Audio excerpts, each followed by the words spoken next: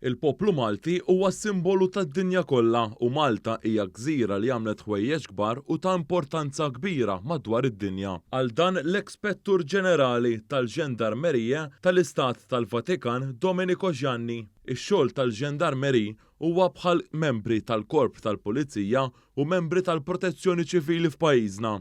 Domenico Gianni ġie f'Malta darbtej fi żjarat tal-Papa Giovanni Paolo II fl-2001 u tal-Papa Benedittu XVI fl-2010 u kellu kliem ta' tifħir għal Malta.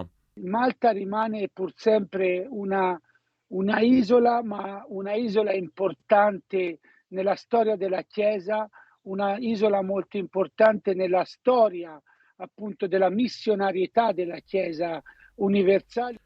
Mawa News Domenico Gianni spjega kif fl-2001 Papa Giovanni Paolo II kien għamel pellegrinaġġ f'pajjiżna u wara mar ġewwa s-Sirja. Domenico Gianni iddeskriva lil Papa Giovanni Paolo II bħala persuna li jagħmel ħafna ġid u li ma beżax jaħdem għal dinja aħjar. Dwar il-vjaġġ apostoliku ta' Papa Benedittu XVI f'pajjiżna, Gianni qal kif huwa kien jitkellem passjoni li ma bħala u bimħabba dwar Malta. Domenico Gianni dam f'din il-kariga sal-2019 u bekk ħadem mill-qrib mal-Papa Franġisku.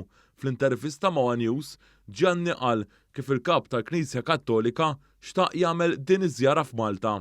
La presenza del Papa a Malta in questo momento così particolarmente delicato per la storia dell'umanità sia davvero, come dire, provvidenziale per un certo aspetto, perché Malta divide per un verso l'Oriente dall'Occidente, no? Perché si affaccia verso tutta la parte del Sudafrica, anche parte verso l'Oriente.